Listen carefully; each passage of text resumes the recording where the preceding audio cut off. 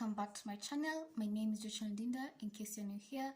But if you're a tiny subscriber, you guys, I love you so much. This you already know. So allow me to say thank you. I'm really overwhelmed. And for the past few days, almost 2 weeks now, I've been getting a lot of notifications. My Gmail has been really blowing up over the past few days because I've been getting a lot of new subscribers, and I just want to say from the bottom of my heart, thank you so much. Thank you for everyone who has recently subscribed, and for my returning viewers, my returning subscribers. I love you guys so much, and it really humbles me that you've chosen my channel. Thank you so much for deciding to click on the subscribe button. Thank you so much. Welcome to our family, and yeah, welcome home. I really am happy and humble at the same time. So continue subscribing to my channel, please. If you're new here, if it's the first time seeing me, my name is Ndinda. Like I said before, I do content around motherhood, lifestyle, vlogs, hauls, and a bit of cleaning motivation. So, as you can see from today's title, I've decided to give you guys a story time, and I never thought that I'll talk about this ever, because to begin with, I wasn't proud of that job because I found a lot of people who are not proud as well of that job. So yeah, I did work in a casino. Yeah, I did work in a casino. Let's get into it. I hope you enjoy. I hope you learn a thing or two. And I'm not the type of person that I do judge people according to the job they do, because you know, you have to survive, you have to pay bills, you have to provide, you know, all jobs are really important. And if you're the type of person who looks down upon others just because, or basing on what kind of job they do, then it's not right. I also want this story time to be short. After finishing campus 2019, I was bored at home. You guys know that in this Kenya, getting a job, it's so hard to begin with. You know, when you finish campus, no one prepares you that, oh, it's not easy getting a job. So you can't be out here choosing the kind of job that you want to do. So you just settle for anything. And if you know you don't have these connections, because I really didn't have any connection, and I'm not complaining, but what I'm saying is I just had to go out there and hustle for a job, any type of job that I could find. I was down with it. So I had a cousin at that time. She was doing a waitress job around Westlands.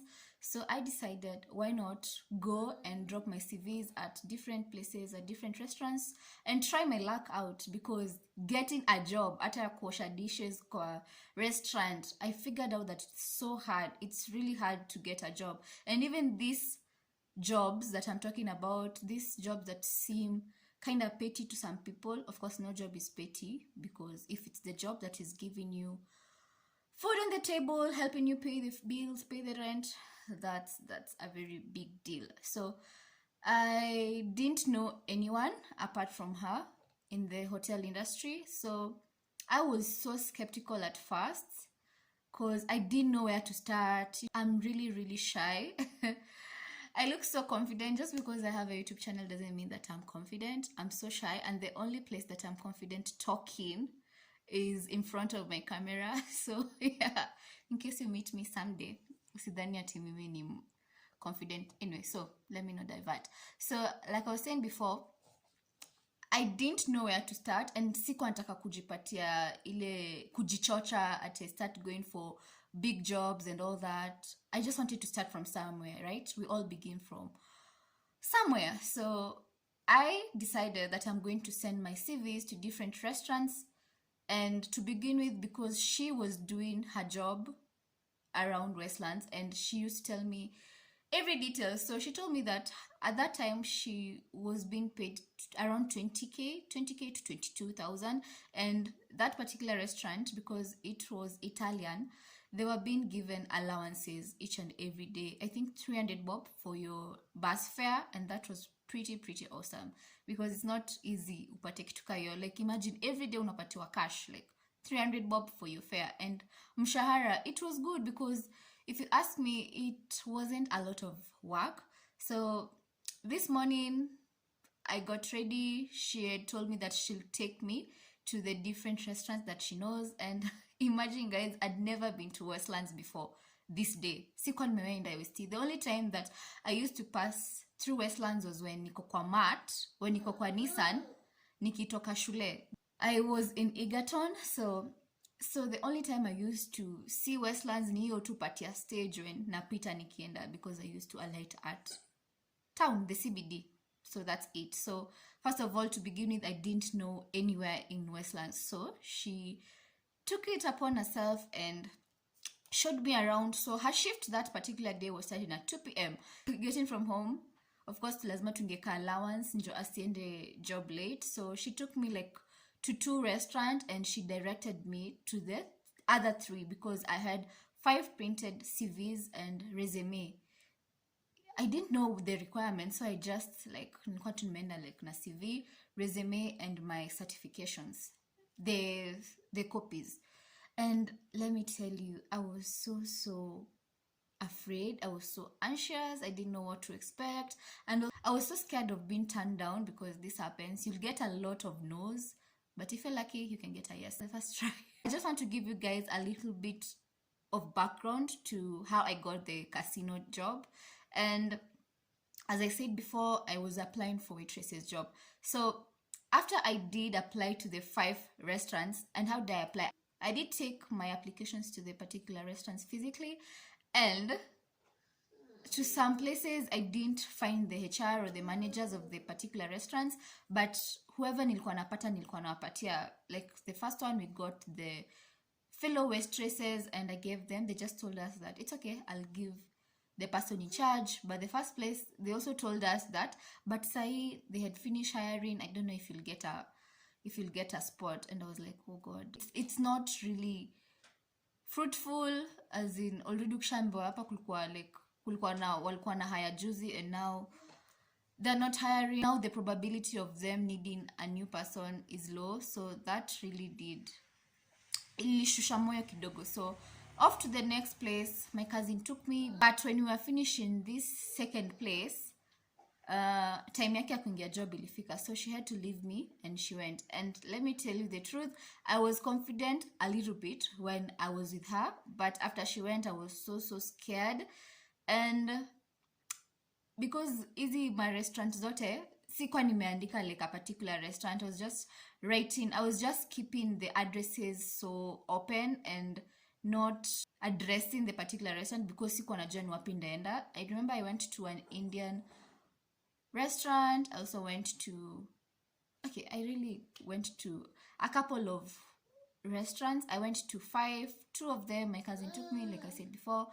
The other 3 I went by myself, and I was so scared.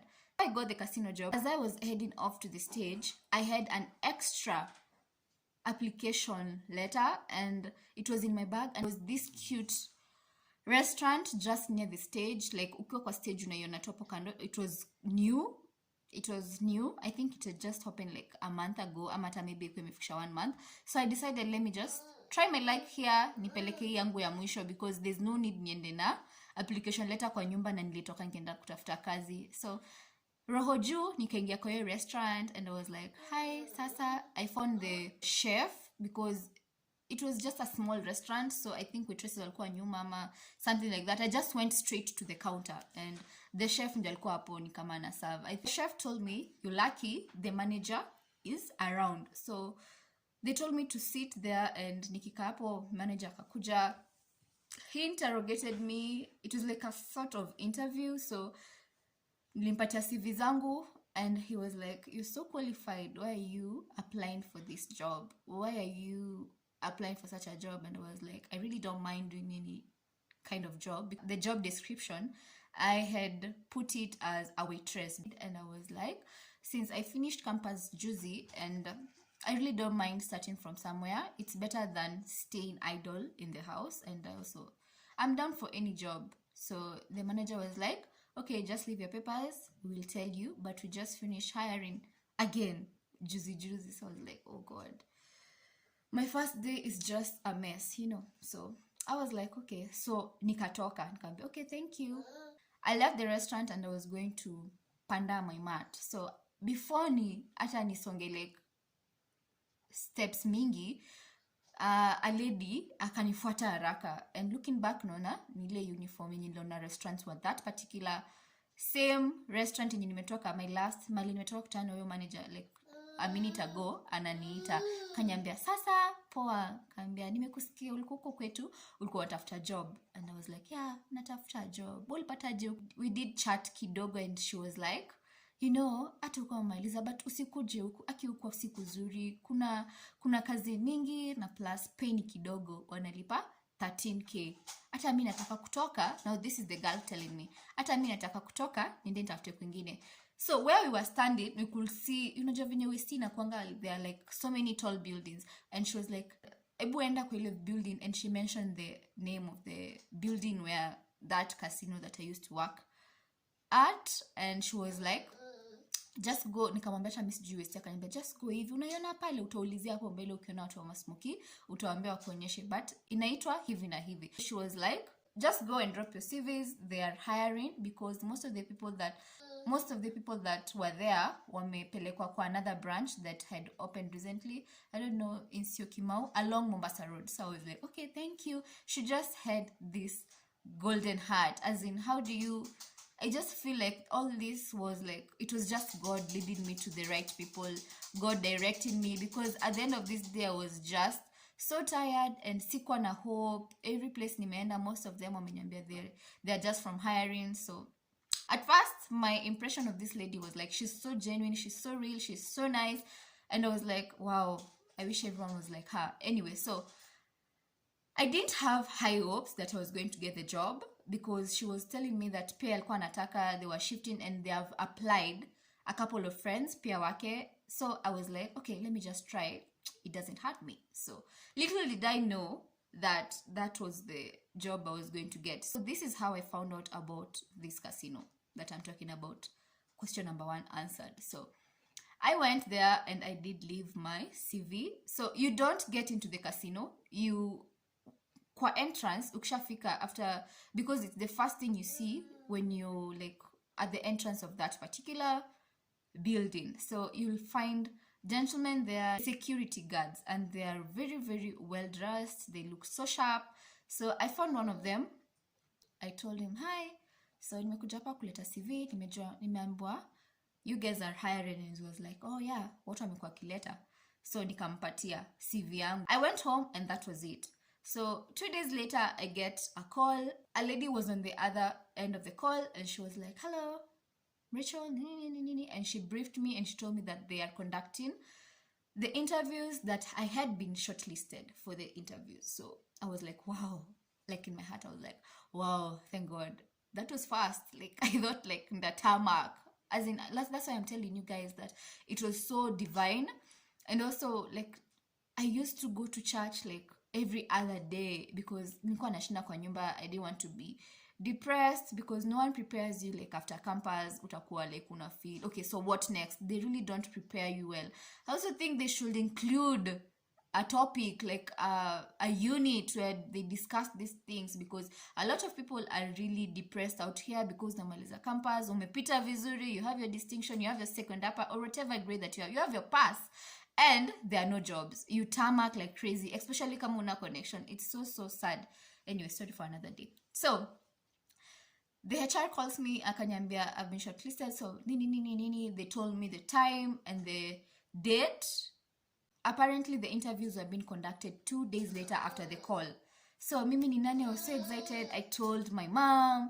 I went back to church. I used to go to church every other day because we used to have these singing practices, the musical classes for praise and worship. So I really enjoyed this, and that's the time I was so vulnerable. I used to pray to God like, oh God, so what next? I really need a job. I need to support my family, because after campus manze may have small siblings, and they'll ask for me, they'll tell me like, Dinda, and you know when you ghetto kuna kuanga like unataka kula bajia, unataka like these small things, like you want to do your hair, you know, you just need money of your own. So that day I went to church and I was like giving my testimony. I was like, yesterday I received a call that I have been shortlisted for this interview, so and so, but I didn't get into the details that it was a casino. I really don't know why at that time, but So actually, before this, I never knew anything kuhusu casino. I'd never been into a casino, and I never thought that I'll ever be in a casino. And I just knew, like, ukipita Westi kuna casino kadhaa unaonanga hapo kwa highway. Na si hizo ndio nasema, si hizo ndio nilikuwa nafanya kazi. Anyway, so that's all I knew about casino. Nilikuwa tunajua watu ndio wanakwanga tu kwa kigamble. Nothing much. I was just so naive.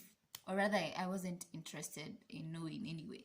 So I told my fellow friends who were in the meeting, and I was like, oh, God has done it for me, and pray for me. I don't know how it's going to go. So everyone was like, we'll put you in our prayers, and they prayed for me, and I was like, wow. And in my heart, I was telling God, if this is the job that you have appointed for me, and this is the job and this is you leading me to this place, God, then I will pass. But if it's not, then I will respect your will. I remember that day, after receiving that call, I went to Google and started Googling, okay, casinos, venye zinakuanga. I saw the images and I was like, guy, gambling is sin. Anyway, so the day of the interview came, and the next day I was so sick. I was cramping. It was so bad. So my cramps hunilemea kabisa. The bad thing is I got late to the venue. The interviews were being conducted for the same premises, that casino. And shock on me. On arriving kwa hiyo casino, I found like 30 people. 30 people. I didn't know that so many people were applying for the same job. I'd worn this long skirt, red skirt, I'll never forget that day, and an official long-sleeved chiffon top, and yeah, I looked good. And I had my mom's wig, a short bob wig. Nikipata picture, I'll insert it, you see. So I really looked decent and mature for my age, and I actually had a struggle choosing my outfit. And in the morning, I was like almost canceling because I was like, nasikia uchungu sana. I didn't know that I was going to make it, but I was like, okay, let me just try. So the interview was going to start at 12, and I arrived there at around 1:15 or so. So nimefika hapo, nimepata kila mtu ameshafika. I'm the last one. Bado watu wajaingia bado kwa premises. Lucky for me, the interview ili delay. So the interview was scheduled to start at 12 noon. On arriving kwa hiyo venue, I find a lot of young people, both men and women. And guess what? So mimi nilikuwa tu nataka kuwa secluded. I didn't know anyone, and watu wengi hapo walikuwa wamekuja kama like ni connection, like huyu ameambia huyu, so they brought their CVs together prior to this day. As I was seated, so nilienda juu mimi na cramp, usisahau, nilienda nikakaa hapo tu karibu na the entrance, but watu wako wameingia juu the interview were being conducted second floor, now within the premises of the casino.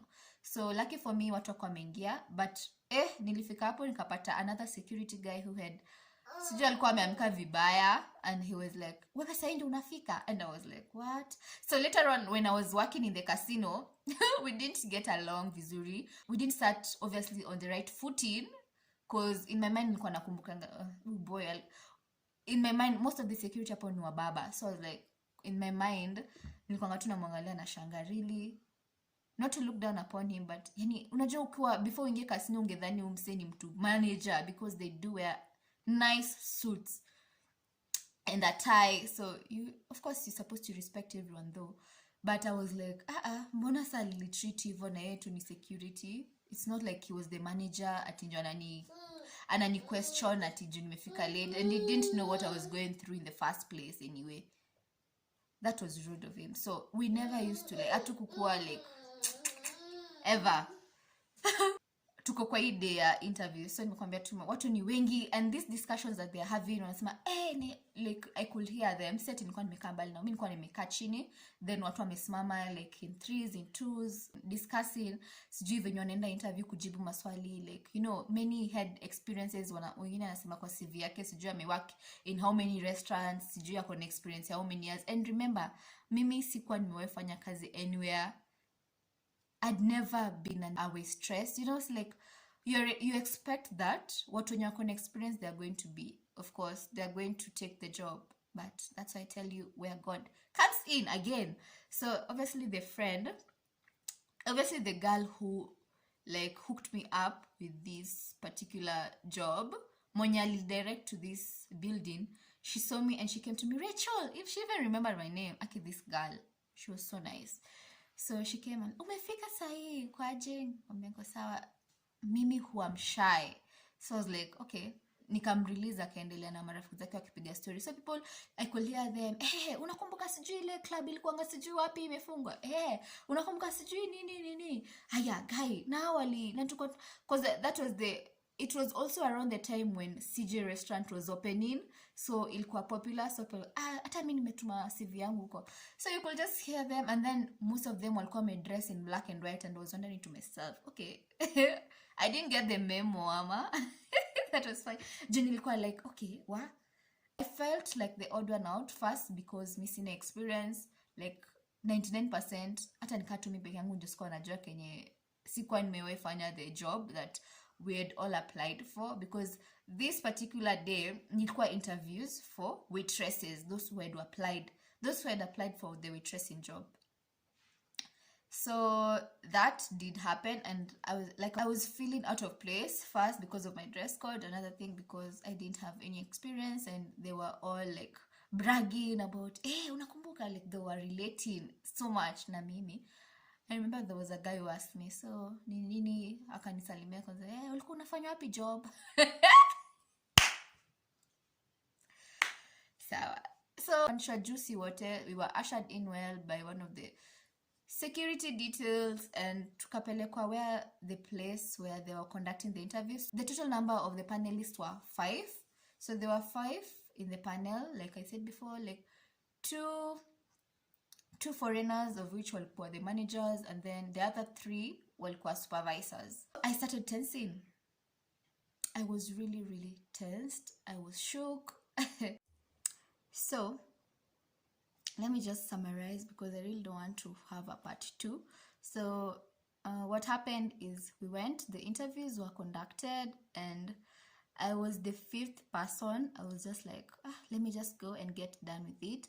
And the things that people were discussing before tupande juu were like, tutaulizwa hivi, ukiulizwa hii swali unafaa kujibu hivi, this is the answer to this, because apparently most of them had gone to interviews. They were discussing the answer. Interviews were conducted, and I panicked.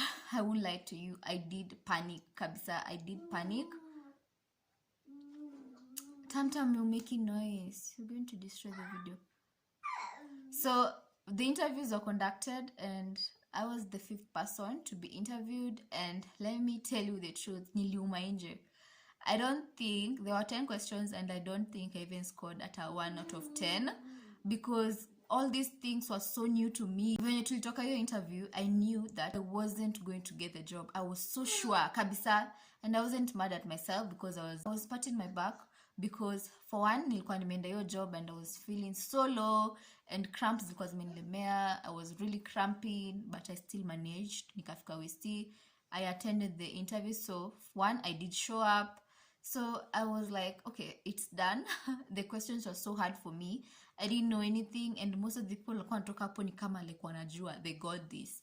They are going to score all of the questions. Ati most of the people, hadi tukitoka nje, wenye nilikuwa nao akienda nje, nilikuwa sikisema, kai, hii swali umejibu, haifai kwa hivi, inafaa kwa hivi, pia mmejibu hivi, nimepata. And they were marking for themselves, and there I was keeping to myself, and I knew that nilikuwa nimejibu kila kitu wrong.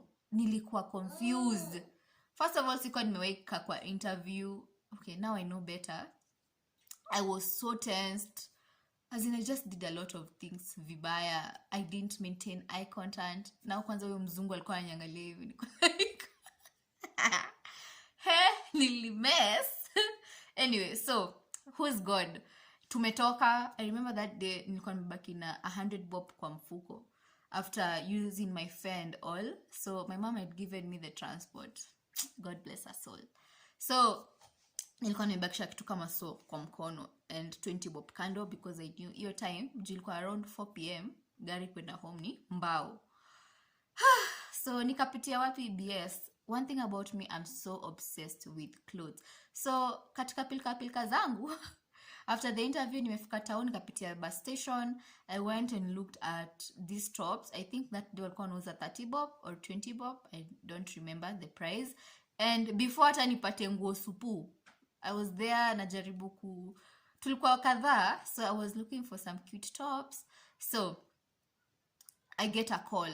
So first thing, mi nikuwa tao, I avoid kushika simu because it's not safe in these streets. You can't be sure who is behind you. The phone can be snatched from you anytime, so I don't risk. But for some reason, I didn't nikiangalia simu because nilishikilia hapo kwa bag yenye nilikuwa nayo, because unajua ukienda ku thrift, you have to like make sure your bag is well secured, like unaiona hapo mbele, because mtu anaweza fungua hata zipa kwa tu nyuma yako na kuibia na ujibui ama akate mshipi. So you're like thrifting with one arm and the other arm imeshikilia handbag.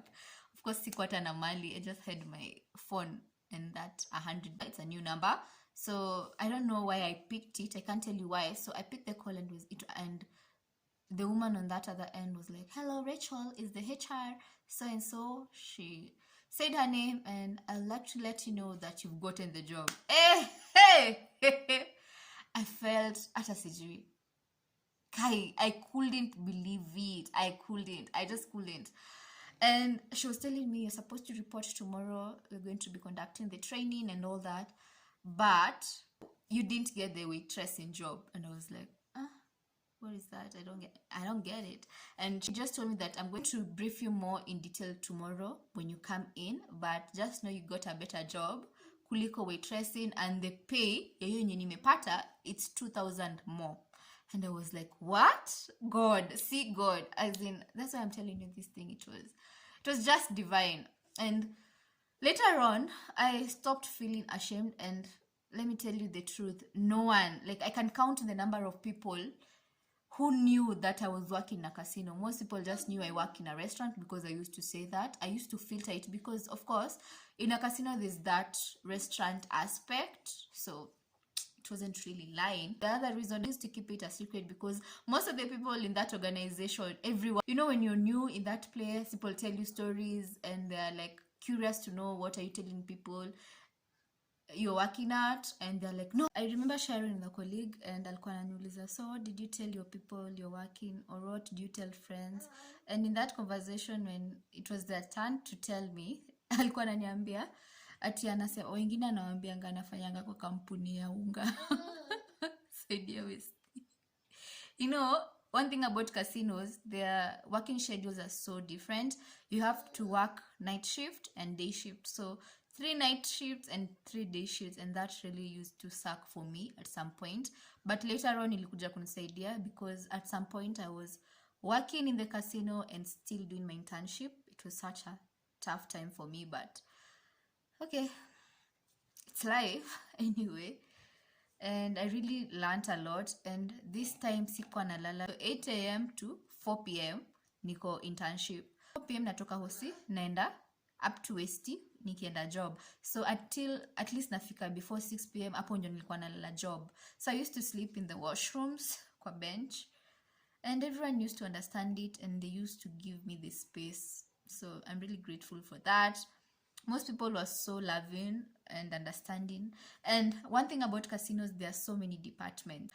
Each department kuna a particular uniform for them. So I'll try looking for the pictures, and we did have these cute uniforms. I forgot to say, out of the 40 people that were interviewed, only 3 people were picked. Imagine. Isn't that God? Isn't that God?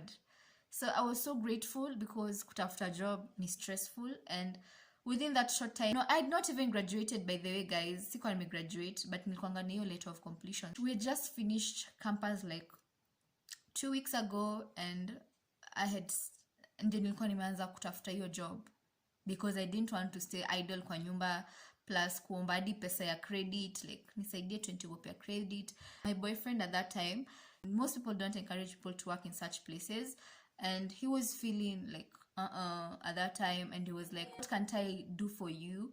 Kwani, what do you need that I can't provide? And I was like, in my head nilikuwa like, oh God, at a hairstyle, he never used to do even my hairstyle. So I was like, and also mimi like kila saa, like I need credit, I need I'm so like sijui kuitisha pesa. I really don't know, and I don't know how you people do it. I really don't know. And also kuna ile security you feel when you have your money, even if you have to like ask for top up, it's not that much na si kila saa, you know. So and uwezi shinda umambia msee and you're just in the dating stages, maybe hamjazoeana sana and you're just like, oh ati my brother needs lunch for nini kubeba shule, ama I need to buy this particular top, or I need these shoes, or I need this and this. Mi sikuwa nimezoea. Okay, sikuwa nimezoea. I really needed this job for myself and also to like support my family kidogo kidogo. So that's why I really needed a job, and I didn't mind whatever kind of job it was. So, a job is a job. You do what you gotta do to like provide for your people and for yourself. You know, at the end of the day, nobody's gonna give you money or pay for your bills fully. So jitume tu, like any job. After I got the job, I had to break the news to my family. So I was so skeptical at that time, like kueleza, especially my mom, considering that my mom is so spiritual, and sikuwa nataka like, you know, but I wanted to be honest, with all honesty. So I tried explaining to her in details. Lucky for me, my dad was conversant, because near his workplace kuna kwanga na casino, sijui nitangwaje. So and he was very much okay with it. He was so supportive. My mom too was so supportive, and she was like, wow, okay, at least you got a job, at least you have something going on for you. And I was so excited too, but I didn't want to get into details telling people what I do, nini. And then, lucky for me, when tumeingia hiyo job, people started telling me, like, usiambie watu, like for me, so people are telling me what excuses they give. Like, mwingine anasema anawako kwa unga company. That was so funny. As in, people were sugarcoating the job. I don't know why. As in, unajua, ukishaanza kuambia msi unafanya kwa sino, mtu atakuwa like, very curious to know, like a lot of questions will follow, like what do you do, how is it like, sijui nini. And one thing about the casinos, like I told you guys before, the schedule for the job is very different. You have to like work night shift and day shift, and also you just get one day off. So most of the weekends you can find yourself working. Aujui venye rota itatoka, and the rota, like I was used to change after every 3 months. So it was fun, it was interesting, and it was quite an experience for me. I did learn a lot of things. I also made some friends, and yeah, I learned a lot. And one thing about the casinos, the age groups zenye wanawaka huko, it's so diverse. You know, like unapata like kuna managers, kuna watu wako 50s, 60s, unapata kuna chef. Like we have so many departments. We have the dealers department, we have the catering department, where we have the waitresses, the chefs, the stewards, the waiters, the mixologists, those people who attend at the bar. We have the cleaners, we have the security department, we have slots. So I was talking about the job that I got. So as I said earlier, of course I didn't get the waitress's job, and I don't know how it happened that kulikuwa na vacant kwa the slots department. So the slots department, it's all about running the machines, the slots. What are those machines called? So it's just like ensuring that the machines are working. Asubuhi ukifika, you go and check if everything is okay, if the screens are working, if there are damages. And also when the clients have come in after the casino has opened, of course, so you have to like help them. Kuna wengine wanakujanga waje kuja kwa casino, so you direct them on how to do it, how to insert money. If a customer feel kuendea pesa yake anakutuma. And let me tell you, the juiciness of working in a casino, the tips. I remember this time. I was given like 5K with a guy, like, oh my god. As in, sometimes you get like, and it's not like obvious that mse anapata tips. I don't know how people do it, but for me, what really worked for me is just putting on your good face, you know. And most of the time in the casino, people like kuna competition like among the workers, like according to me. So people, your makeup, most people makeups equal A1, like the makeup game was A1. People are competing with the hairstyles and whatnot. Unapata msea kona wig. human hair ya 70k. I'm not kidding, guys. So I also forgot to mention the receptionist department. Kwanza hapo ndio kulikuwa na wasichana walikuwa na the hair too at 70k, as in we.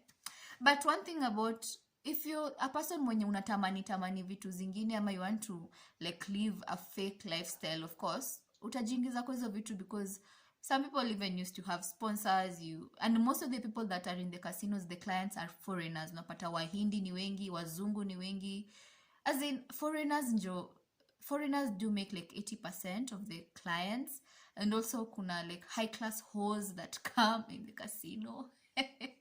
As in, a lot of things happen in the casino. So some of the people used to have sponsors na ulikuwa tunajua ule mwenye anakuanga na ule mzungu. So you can see their flashy lifestyle every other day. Amekuja maybe na handbag mpya, after every other week amechange hairstyle, after every other. But ukishajijua, kwanza me remember I had to buy a ring.